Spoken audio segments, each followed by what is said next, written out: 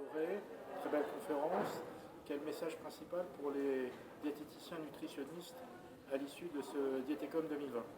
Alors, à l'issue de ce Diétécom 2020, le message principal que j'aurais envie de faire passer est que l'homme, le patient auquel ont affaire nos collègues diététiciens nutritionnistes, est microbien. C'est-à-dire qu'on est effectivement associé en permanence à travers tous les moments de la vie avec un complexe microbien très très vaste et dont finalement l'équilibre avec l'humain est essentiel au maintien de la santé et du bien-être.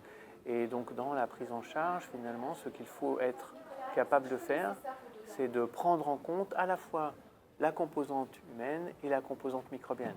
La composante humaine à travers les paramètres que l'on peut évaluer, estimer, mesurer en termes de prise alimentaire, en termes de mode de vie, en termes de, également au niveau intestinal, ce qui est la perméabilité, l'inflammation par exemple, et du côté microbien, quand c'est possible, finalement des analyses ou des renseignements indirects qui nous renseignent sur la qualité du microbiote intestinal.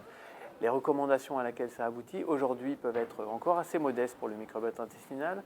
La composante fibre de l'alimentation, la composante polyphénol sont très importantes, mais on sait aussi que indirectement, les acides gras insaturés sont importants parce qu'ils vont protéger la paroi intestinale et ce faisant le microbiote intestinal et la symbiose.